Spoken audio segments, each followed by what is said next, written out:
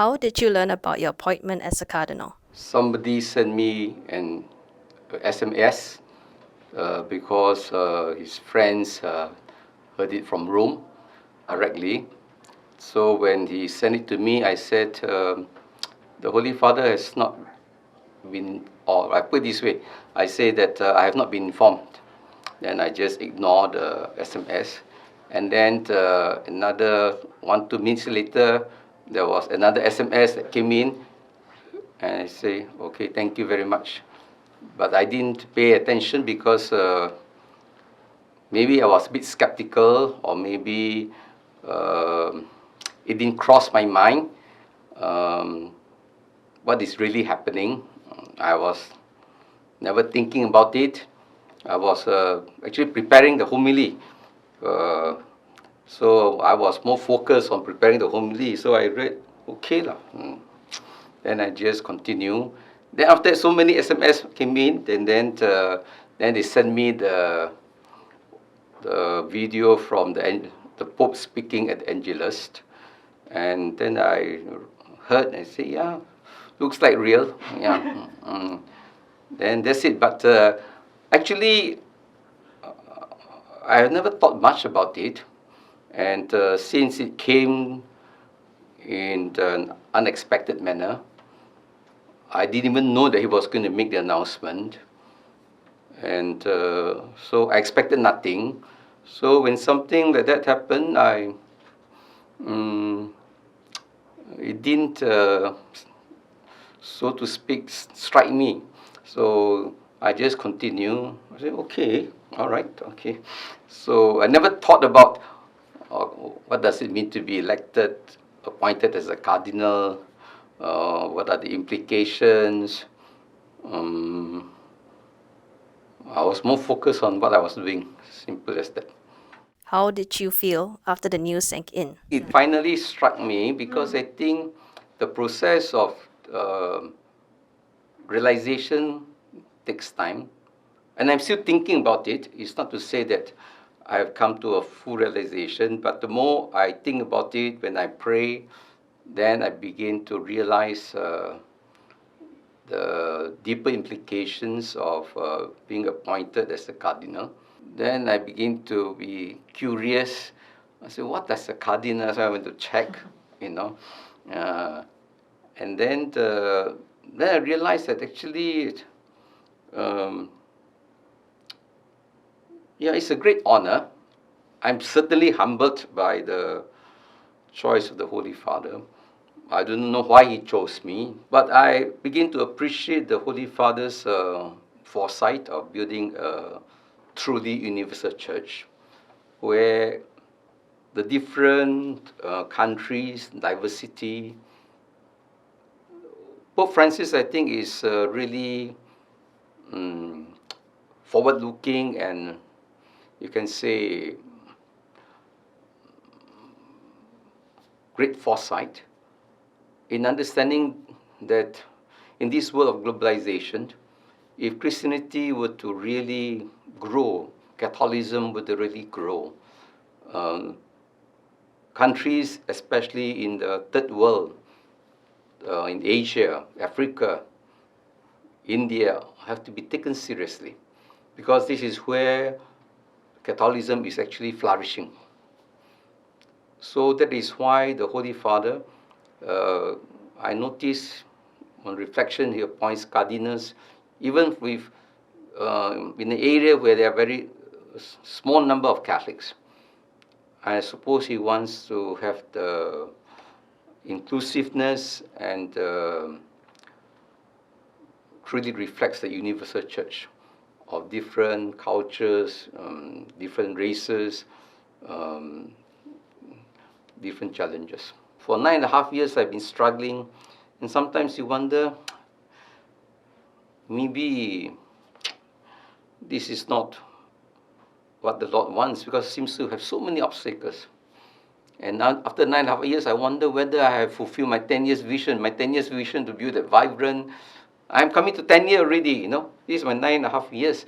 I'm very consoled, not so much because the Holy Father has appointed me as a cardinal, but very consoled and moved by God's mercy in endorsing the work that I'm doing. And not only my work, of course, it's the work of all those people who are supporting me. Because sometimes also people who are supporting me can be very tiring as well. Sometimes you don't know whether we can really steer the church. So with this appointment, I think our vision is even clearer. Faith is stronger. And it is really God's mercy for me as the bishop. So I suppose it is truly a gift from the Lord as I approach my 10th year as the bishop, and I'm truly grateful for that. How can the faithful support you in your new appointment? There is nothing greater that you all can do except to pray. I think for me, it is prayer that changes life. It is prayer that gives us the strength, the capacity. It's the prayer that protects me from harm, from moral and spiritual attacks. So if you were to ask me, the most important is to pray. Pray for me, pray for the church. All I need is actually prayer. That's the first thing. But as Jesus in the gospel tells us, the harvest is plentiful. The laborers are few. Pray that the Lord of the harvest. So prayer changes people as well. Not only changes the bishop, prayer changes your own life when you start praying. And then you'll be excited. Then you will be also learn how to participate in the mission of the church. So the first thing is pray.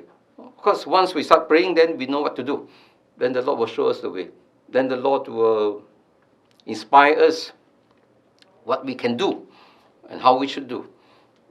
And as I've said, it is prayer that ultimately the starting point of mission is always encountering the Lord. What graces are you praying for in this new season? So I always pray. I mean, it's not only when I was appointed as a cardinal, but my prayer is always that God grant me humility, wisdom, fortitude, compassion. I think compassion is very important. Fortitude is also necessary for a leader because he faces a lot of struggles. Humility, so that I will not be arrogant, but always in touch with the lives of people, with the common people. I came from a simple family, poor family. My life has always been simple. I don't feel that I'm somebody at all. I'm just myself. For me, it is just an office given to me. I will exercise the office as required. Yeah. So my attitudes towards life have not changed. I'm still that same person, so to speak. I'm just happy as what I am, to be with people, to do what I can to make a difference in the lives of others and to show the love of God. In what way do you look forward to counseling Pope Francis as Cardinal? I hope we can do some radical changes in the structure of the hierarchy, as what the Holy Father is doing in his Apostolic Constitution, Predicate Evangelium. I thought that was a real important development, that Pope Francis is willing to change the hierarchical structure of the church in terms of here, especially in terms of governance. I really feel the church will never grow, the Catholic Church will never grow, unless our laity are truly co-responsible for the governance of the church, for the growth of the church. And I think our laity have come of age to be able to really govern together with the ordained ministers. So I believe very strongly the ordained ministers must empower our lay people so that we can co-govern the church. The lay people cannot be just yes men and just carry out the orders. They must be co-responsible. We govern the church together. because our lay people, they are educated, they have many talents, they are very much in touch with the world. They will be the ones that will help the ordained clergy to have a holistic perspective of how the gospel is to be spread and how we can touch the lives of people. So I think the weakness of the Catholic Church now is really the lack of participation, real participation of the laity in not just the governance, but in the mission of the Church. What issues would you like to bring awareness to as a cardinal? I think I will have more occasions to express the pains, the aspiration of our laity. Because very often our laity, they have many aspirations, they are frustrated, they are disillusioned, but their voice never reached to the top. Somehow it's lost somewhere. And because of my own closeness to the lay people, to the ordinary people, I feel with them very much. I feel their pains. As a bishop, I receive so many complaints, people who are so wounded, so disillusioned with how the church is growing and certain developments in the church. So I feel very much with them. I feel their struggles, whether it's LGBTQ, those who are divorced, those who are elderly. I feel their pain. So they are struggling. How to reconcile the gospel with their own personal life. So I think that the church needs to hear the realities of the situation. I hear the struggles of our priests and our religious. We need to come up with something that is more attuned to the challenges of the modern world.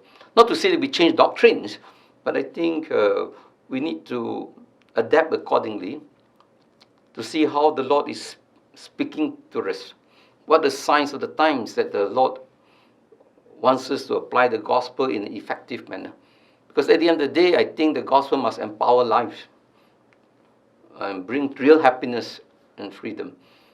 And so that is, I hope that when occasions comes, I will be able to speak on behalf of all those people who are struggling to be authentic to the church.